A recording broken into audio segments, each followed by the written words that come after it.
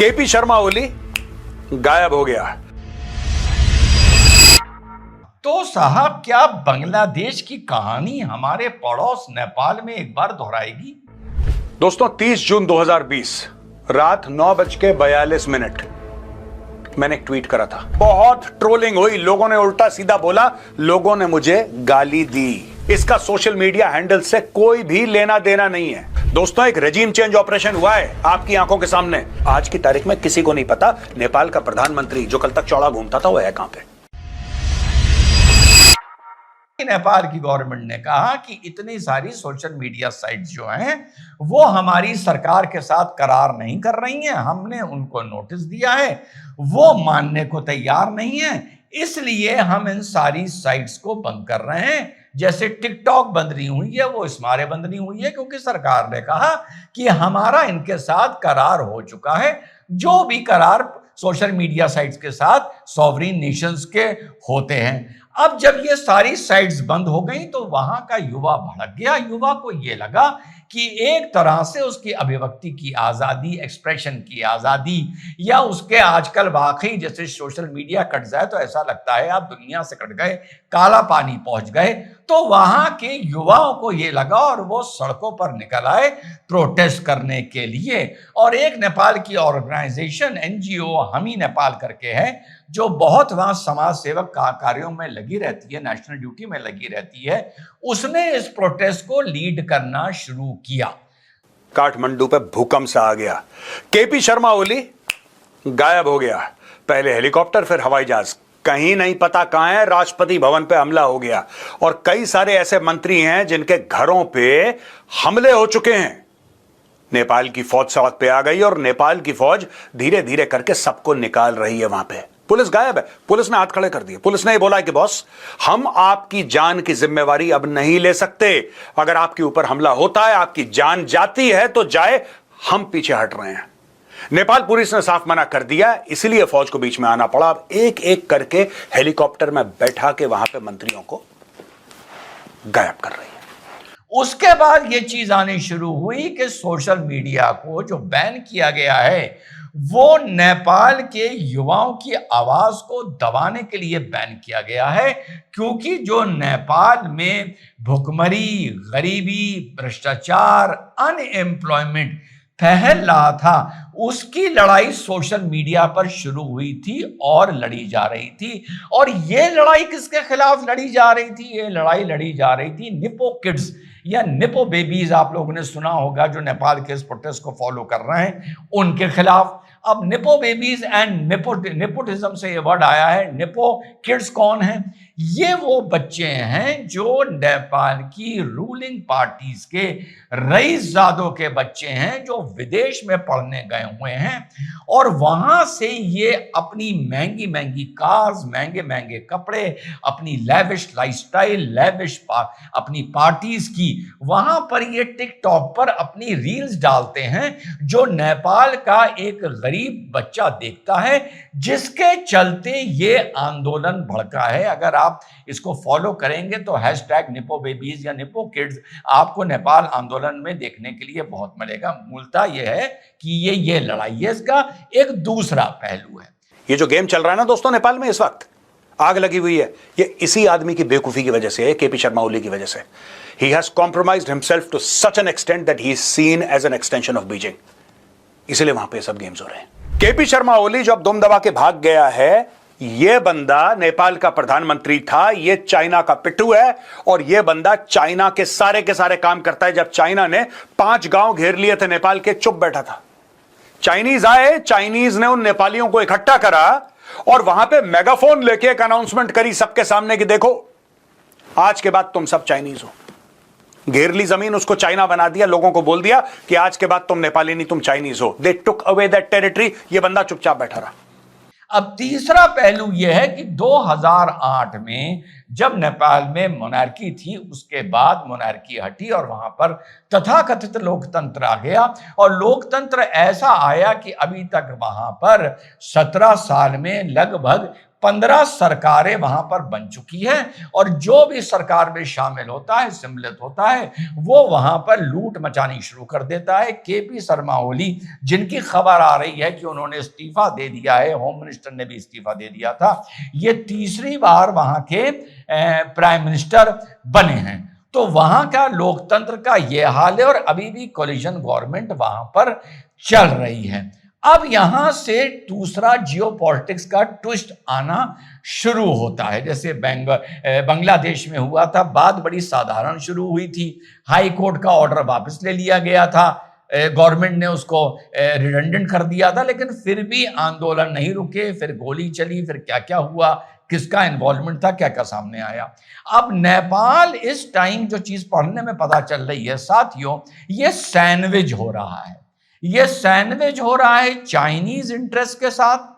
कहीं ना कहीं नेपाल में भारत का भी इंटरेस्ट है और कहीं ना कहीं अब ये बात आ रही है कि इसमें अमेरिका ने भी इंटरेस्ट लिया है, जिसके चलते ये उथल पुथल नेपाल में मचनी शुरू हुई है। नेपाल से भारत के रिश्तों में जो खटास आई वो 2015 और 16 के बाद आई। इस देश में 8 बार तो संविधान लिखा जा चुका है, तो जो संविधान लिखा गया उसमें मदेशी जो हैं, जो मूलतः भारतीय माने जाते हैं, उनके अधिकारों का हनन किया गया। तो उसमें जब भारत ने प्रोटेस्ट किया तो नेपाल ने यह कहा कि हम अपना संविधान अपने हिसाब से लिखेंगे, जिसके चलते भारत ने करीबन 7-8 महीने का एक ब्लॉकेड किया था। और वो ब्लॉकेड नेपाल के अर्थक्वेक के बाद हुआ था। तो वहां से नेपाल में थोड़े से उस टाइम में एंटी इंडिया सेंटिमेंट्स वहां पर थोड़े से उग्र हो गए। इसी बीच चाइना बीच में आ जाता है, अपने BRI को लेके बीच में आ जाता है और फाइनली 24 में जाकर, बात तो बहुत पहले से चल रही थी, फाइनली BRI का करार केपी शर्मा ओली की सरकार में और चाइना की सरकार में हो जाता है। अब केपी शर्मा अभी गए हुए थे नेपाल, चाइना, और वहां से लौट के उनको भारत भी आना था, लेकिन वहां पे जो कोलिशन गवर्नमेंट है उसमें कम्युनिस्ट भी हैं और नेपाल कांग्रेस भी है, लेकिन ज्यादा जो सीट्स हैं वो नेपाल कांग्रेस की हैं। मूलतः जो कम्युनिस्ट हैं वो चाइना के फेवर में माने जाते हैं और जो मूलतः नेपाली कांग्रेस जो है वो जो है भारत के पक्ष में उनका रुझान रहता है। तो इनको ये लगा कि जब भारत ने हमारा ब्लॉकेड किया तो चाइना हमारे साथ खड़ा होगा। चाइना ने कहा कि एड वेड छोड़ो, मैं अगर खड़ा हूंगा तो BRI के साथ खड़ा हूंगा और तुमको लोन दूंगा। अब यहां पर जो 3-4 कम्युनिस्ट पार्टीज भी हैं, जैसे communist party of Nepal, unified Marxist Leninist party, और एक और पार्टी है जिसका मैं नाम मिस कर रहा हूं, उसके बाद है नेपाल कांग्रेस, के मिल के वहां पर सरकार चला रहे हैं। तो चाइना ने कहा कि भैया ऐसा है, मैं तुमको लोन दूंगा, ग्रांट नहीं दूंगा आपके इंफ्रास्ट्रक्चर डेवलपमेंट के लिए। अब लोन और ग्रांट में क्या फर्क है? लोन का पैसा ब्याज के साथ लौटाना पड़ता है, ग्रांट का मतलब हो गया कि आपने हमको दे दिया, भूल जाइए, और उस इंफ्रास्ट्रक्चर से जो भी लाभ होगा उसका आगे जाके कोई शेयर आपको मिलेगा। तो चाइना ने इनसे कहा, पैसा तो लगाना शुरू कर दिया, लेकिन साथ में यह कहा कि अगर मैं आपको ग्रांट दे दूंगा तो उसके आगे बाकी देशों को भी मुझे ग्रांट देना पड़ेगा। भारत ने इसको एक डेथ ट्रैप बताया, क्योंकि भारत नहीं चाहता था कि नेपाल में चाइना के अपने पैर पसारे, और चाइना ने धीरे धीरे पैर पसारे रेलवे में शुरू कर दिए। एक हमारी जो चिकन नेक है, सिलीगुड़ी कॉरिडोर है, उसके बाद एक इंडस्ट्रियल पार्क बनाना वहां पर शुरू कर दिया। उसी के जब इस तरफ आते हैं बांग्लादेश, तो याद होगा हम लोगों ने उस प्रोग्राम को कवर किया था, एक पुरानी हवाई पट्टी थी, उसको 1000 करोड़ में डेवलप करने का चाइना ने इन्वेस्ट किया था बांग्लादेश के साथ। तो ये सारी चीजें चल रही थी। कोर्ट के बोलने के बाद नेपाल की सरकार ने वही करा जो नेपाल की कोर्ट ने बोला। यहां पे लोग कहते हैं कि जेंजी आ गए सड़क पे, जेंजी आ गए सड़क पे, जेंजियों ने मौत का तांडव कर दिया। कोई जेंजी वेंजी नहीं आए सड़क पे, ठीक है, हां यंग लोग आए, इसमें नो डाउट, पर जिस तरीके से इसकी ब्रांडिंग करी गई, जेंजी वो हैं जिनका मुंह मोबाइल फोन से ऊपर नहीं उठता यार। इंस्टाग्राम की रील ऐसे देख के भारत में भी तो ऐसे ही हैं। भारत में कौन से अलग हैं? यही जेंजी नेपाल में, यही जेंजी भारत में। मैं जिम में जाता हूं, वहां पे एक हाथ से डंबल मार रहा है, एक हाथ से इंस्टाग्राम देख रहा है, ये तो इनके हाल है। आपको लगता है ये जेंजी हैं जो कत्लो गारत करेंगे सड़क पे, जो मारपीट करेंगे सड़क पे? बिल्कुल नहीं दोस्तों। एक रेजिम चेंज ऑपरेशन हुआ है आपकी आंखों के सामने, और यही तुर्की में होते होते बच गया। पिछले 24 घंटे में अर्दोगान ने भी यही करा था कि सारे सोशल मीडिया हैंडल को ब्लॉक करो, सारे प्लेटफॉर्म्स को ब्लॉक करो, जो मेरे खिलाफ बोलता है ब्लॉक करो। उसको पता लग गया कुछ गड़बड़ होने वाला है, उसने बोला नहीं नहीं नहीं, अनब्लॉक करो अनब्लॉक करो। मैं अर्दोगान की बात कर रहा हूं, the strong man of the Islamic उम्मा।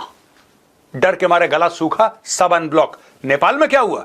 कुछ समय पहले राजशाही के लिए नेपाल में प्रोटेस्ट चल रहे थे, आपको पता ही है। राजशाही के चक्कर में नेपाल पर प्रोटेस्ट शुरू हुए और बोला कि नहीं, ये जो सरकार है, ये कम्युनिस्ट सरकार है, इसको निकाल के बाहर फेंको, निकाल के बाहर फेंको पूरी की पूरी कम्युनिस्ट सरकार को और वापस राजा को लाओ। श्री 5 ज्ञानेंद्र वीर विक्रम शाहदेव पंच सरकार, यह नेपाल के राजा का नाम है और इनको साक्षात विष्णु भगवान का अवतार माना जाता है। लोग सड़क पे आ गए, कहते हैं हमें तो हमारा राजा वापस चाहिए। खूब लाठी चली, फायरिंग हवा में हुई, टीयर गैस, किसी तरीके से मामले को दबा दिया गया। आज की तारीख में लोग क्या कह रहे हैं?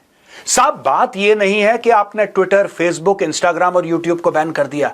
बात यह है कि नेपाल में करप्शन है। बात यह है कि अमीर जो लोग हैं उनके बच्चे अपनी फोटोग्राफ डालते हैं कि देखो हम तो इटली गए छुट्टियों में, हम तो फलानी जगह गए, हम तो ढिमका जगह गए, और यहां पे गरीब आदमी मर रहा है, इसलिए यह protest. I am sorry, corruption Bharat में नहीं है, करप्शन अमेरिका में नहीं है, चाइना में नहीं है। दोस्तों, बात यह है कि नेपाल में ये जो कम्युनिस्ट पार्टी के जो पपलू हैं वहां पे, इंक्लूडिंग केपी शर्मा ओली, इन्होंने अपना जमीर चीन के हाथ बेच दिया और यहां पे उल्टे सीधे बयान देना शुरू कर दिए कि भारत में भी लोग भड़के हैं। प्रभु श्री राम तो इंडिया के हैं ही नहीं, वो तो नेपाल के हैं। बड़े बड़े लोग जो भारत के महापुरुष हैं, जिनको हम भगवान मानते हैं, वो भारत के हैं ही नहीं, वो तो नेपाल के हैं। यही केपी शर्मा ओली ने ये सारे के सारे बयान दिए।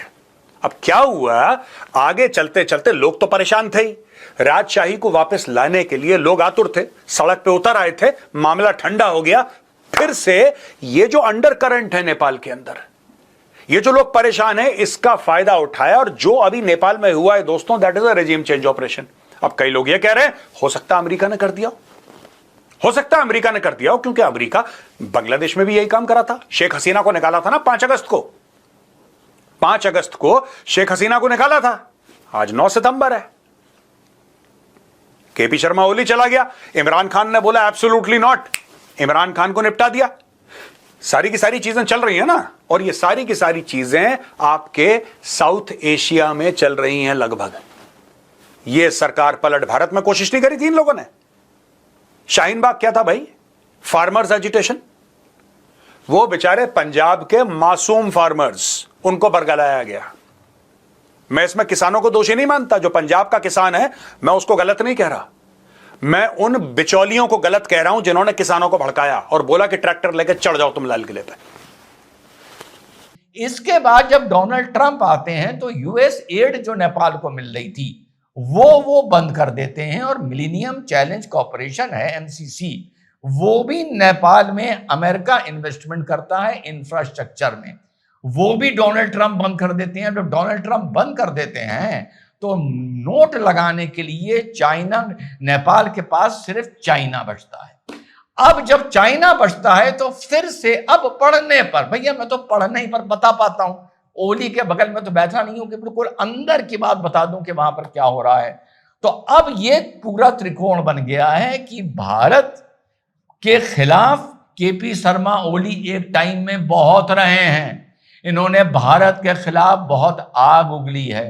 इन्होंने ये भी कहा है कि Indian virus is more dangerous than Chinese virus और कोरोना वायरस। इन्होंने ये तक कहा है कि प्रभु राम की जो बर्थ थी वो भारत ने एक फ्रॉड किया है और वो तो नेपाल में पैदा हुए थे। इस लेवल तक इन्होंने बातें की हैं। इन्होंने ये तक हिम्मत दिखाई है कि नेपाल का इन्होंने जो एक मैप इशू किया था उसमें उत्तराखंड की और बॉर्डर की बहुत सी चीजें, जगहें इन्होंने वो नेपाल में दिखाई थी और भारत से इनका बड़ा 36 का आंकड़ा था। तो अब ये बिल्कुल रायता बिखरा हुआ है। नंबर 1 ये एक प्योर स्टूडेंट्स का प्रोटेस्ट है। नंबर 2 प्योर ये एक वहां के युवाओं का विरोध है जो नेपो किड्स के रईसजादों के बच्चों के, नेताओं के बच्चों के खिलाफ हो रहा है। चाइना का यहां पर इतना इन्वेस्टमेंट है और ये भी कम्युनिस्ट पार्टी को बिलोंग करते हैं, केपी शर्मा ओली। चाइना वहां पर ये सब करेगा नहीं, तो यहां पर ये खेल सवाल उठता है एंड में जाकर कर कौन रहा है? क्या ये खेल यहां पर अमेरिका कर रहा है या ये खेल यहां पर समझ जाइए ना भाई साहब क्या कहना चाह रहा हूं। यहां पर क्या ये खेल हो रहा है? क्योंकि ये भी माना जा सकता है कि भारत चाहेगा कि वहां पे नेपाल कांग्रेस की एक सरकार बन जाए जिसमें नेपाली कांग्रेस की जो पार्टी है उसका हेड हो। तीसरा पहलू यह है कि ये कोई भी चीज कनेक्टेड नहीं है। आज से 6-7 महीना पहले ही नेपाल का बुरा हाल देखकर वहां पर प्रो मोनार्की, एक जमाने में होता था एंटी मोनार्की, 2008 से पहले जब संविधान बदला गया, अब वहां पर प्रो मोनार्की आंदोलन शुरू हो गए थे 6-7 महीना पहले। उसमें भी फायरिंग में 7-8 छात्र मरे थे कि वो लोग ये कह रहे हैं कि हमें लोकतंत्र नहीं चाहिए, हम जैसे भी थे हम मोनार्की में बेटर थे। तो कई इसके न्यूएंसेस हैं, कई इसके पहलू हैं कि यहां पर ये कर कौन रहा है। इतना लगभग तय है कि केपी शर्मा ओली को देखते हुए जितना रुझान इनका नेपाल की तरफ था, शपथ लेने के बाद ये भारत नहीं आए, सबसे पहले नेपाल गए। नेपाल जाके भी इन्होंने भारत के खिलाफ बड़ी आग उगली थी। तो नेपाल का इस टाइम भारत के खिलाफ आग उगली थी, तो इस टाइम चाइना का इन्वॉल्वमेंट बहुत कम नजर आ रहा है। 3 इन्वॉल्वमेंट है। एक बेसिकली ये फ्रस्ट्रेटेड, बेरोजगार, चिढ़े हुए, डेमोक्रेसी से चिढ़े हुए, वहां की लूट से चिढ़े हुए युवाओं का है। दूसरा, चाइना का होल्ड कम करने के लिए अमेरिका में इसमें इन्वॉल्व है। डीप स्टेट ने पूरी कोशिश करी कि भारत की भी सरकार पलट जाए, लेकिन 140 करोड़ लोगों का देश है यार, 140 करोड़ लोगों का देश है। ये तो अब डोनाल्ड ट्रंप को पता लग रहा है कि जो वो ड्रामा ट्राई कर रहा था फेल हो गया। डोनाल्ड ट्रंप जो नहीं कर पाया वो लोग कर लेते। नेपाल एक छोटा देश है दोस्तों, नेपाल में ये चीज मैनेज हो गई। केपी शर्मा ओली गायब, आज की तारीख में किसी को नहीं पता नेपाल का प्रधानमंत्री जो कल तक चौड़ा घूमता था वो है कहां पे, वो गायब हो गया दोस्तों। अब मैं आपको बताता हूं एक एक करके वो मंत्री नेपाल में, वो कैबिनेट मिनिस्टर्स जिनके घरों पे हमला हुआ, उनके घर पे भीड़ ने अटैक कर दिया और अपने राष्ट्रपति भवन में भी आग लगा दी। बाय द वे, नेपाल का जो राष्ट्रपति भवन है जहां पे नेपाल का राष्ट्रपति रहता है, वहां पर भी अटैक कर दिया। लेकिन ये कौन कौन मंत्री हैं, चलिए इनकी शक्लें देखिए, इनकी फोटोज देखिए, इनके नाम देखिए, तब आपको पता लगेगा कि नेपाल में कितना बड़ा कांड हुआ है। पृथ्वी सुब्बा गुरुंग, ये थे minister for communication and information technology. Lalitpur में इनका घर था, घर में आग लगा दी। विष्णु पौडेल, ये डिप्टी प्राइम मिनिस्टर और फाइनेंस मिनिस्टर, इनके भैंसेपट्टी में इनके घर पे पथराव हुआ भारी मात्रा में। रमेश लेखक, ये होम मिनिस्टर जिन्होंने हाल फिलहाल पिछले 72 घंटे में अपना रेजिग्नेशन दिया था, उनके घर पे भारी पथराव। बिस्वो पौडेल, ये नेपाल राष्ट्र बैंक के गवर्नर, इनका भैंसेपट्टी रेजिडेंस में बहुत भारी मात्रा पे पथराव हुआ है। Sher Bahadur Deuba, former prime minister and president of Nepali Congress, इसके घर में, ये बुधाने कांथा में एक जगह है बुधाने कांथा, यहां पे इसके घर में लोग पहुंचे और अटैक करने से पहले ही उनको रोक लिया गया। ये पूर्व प्रधानमंत्री हैं। पुष्पा कमल दाहाल, जिनको प्रचंड कहते हैं, ये सीपीएन माओइस्ट और मेन ऑपोजिशन लीडर, ये भी कुछ समय तक नेपाल के प्रधानमंत्री थे। इनका रेजिडेंस था खुमलतार में, उधर भारी मात्रा में पथराव हुआ। Chief ministers and provincial ministers जो अलग अलग डिस्ट्रिक्ट में, अलग अलग जिले में थे, उनके घरों में आगजनी हुई या उनके घर में भारी मात्रा में दोस्तों पथराव हुआ है। तो आप समझ रहे हैं इस वक्त फौज सड़क पे है, आगजनी हो रही है और हर 5 मिनट में खबर बदल रही है कि ये हो गया, ऐसा हो गया, ये हो गया, ऐसा ने इसको मार दिया, ये उठा के ले गए। ये सारी की सारी चीजें हो रही हैं दोस्तों। अब एनालिसिस का वक्त है कि कौन चाहता है कि यह सरकार का तख्ता पलट हो। जाहिर सी बात है अमेरिका चाहता है। देखिए, नेपाल स्ट्रेटेजिकली बहुत इंपॉर्टेंट है, बहुत ज्यादा इंपॉर्टेंट है दोस्तों। सेंट मार्टिन एक आइलैंड है, Saint Martin island off the coast of Bangladesh, Bangladeshi territory. यहां पे चाहते थे अमेरिकन्स की इस आइलैंड में एक बेस बनाए। शेख हसीना ने बोल दिया एब्सोल्युटली नॉट। शेख हसीना ने वही बात बोली जो इमरान खान ने पाकिस्तान में बोली थी ड्रोन बेस के लिए। शेख हसीना की सरकार गॉन। उसी प्रकार से दोस्तों इमरान खान एब्सोल्युटली नॉट। इमरान खान आज की तारीख में जेल में है। और ये जो दोस्तों केपी शर्मा ओली है, so called ex prime minister of Nepal, KP Sharma Oli खास पपलू चाइनीज का, खास पपलू, controlled by the Chinese communist party, controlled by Chinese intelligence agencies. इस बंदे का तख्ता पलट हो ना हो अमेरिकन ने करो। अमेरिकन ने बोल दिया कि बहुत हो गया यार, यहां पे रेजिम चेंज हमें चाहिए, क्योंकि देखिए पूरी लाइन ऑफ एक्चुअल कंट्रोल पे दबाव है, लाइन ऑफ एक्चुअल कंट्रोल पे दबाव है। और सबसे ज्यादा अगर बॉर्डर किसी से मिलता है तो उत्तर प्रदेश से मिलता है। अगर भारत का कोई राज्य है जिससे मैक्सिमम बॉर्डर मिलता है नेपाल का, दैट इज उत्तर प्रदेश। उत्तराखंड में line of actual control. Uttarakhand क्या, पहले तो यूपी था, पहले तो यूपी था वो, बाद में उत्तराखंड बना ना। हिमाचल प्रदेश, सिक्किम, लद्दाख, अरुणाचल प्रदेश, ये है 3600 किलोमीटर लंबी तकरीबन लाइन ऑफ एक्चुअल कंट्रोल। इसमें चाइनीज का पूरा प्रेशर है। बहुत जरूरी था कि नेपाल में अमेरिकन करते तख्ता पलट, क्योंकि नेपाल की जो सरकार थी, खासतौर से केपी शर्मा ओली की सरकार, that was functioning as a proxy for the Chinese. वहां पे आईएसआई, उसका बड़ा बोलबाला भैया, क्योंकि जहां पे चाइनीज का बोलबाला वहां पे पाकिस्तानियों का बोलबाला। जो ये भी तो सौतेले बेटे हैं ना पाकिस्तानी जो हैं चाइनीज के, गुलाम तो हैं लेकिन सौतेले बेटे भी हैं। ये जहां जहां चाइनीज जाते हैं वहां आते हैं। तो इन लोगों ने भी एक गढ़ बना लिया था काठमांडू में अपना, पूरे नेपाल के अंदर अपने आईएसआई वाले ऑपरेशंस करते थे दोस्तों। अब वहां पे हो गया है तख्ता पलट। अब दोस्तों बालेंद्र शाह है। बालेंद्र शाह पहले नौकरी करते थे, फिर बालेंद्र शाह रैपर बन गए। बालेंद्र शाह है मेयर ऑफ काठमांडू। सड़क पे लोग उतर आए हैं कि बालेंद्र शाह को बनाओ, बालेंद्र शाह को बनाओ, बालेंद्र शाह को make him the prime minister. अब ये सब बातें चल रही हैं, कौन बनेगा नोबडी नोज। हो सकता है कल परसों तक कोई क्लैरिटी आए, लेकिन आज की तारीख में काठमांडू एयरपोर्ट जो है, त्रिभुवन इंटरनेशनल एयरपोर्ट, सारी की सारी फ्लाइट्स बंद है।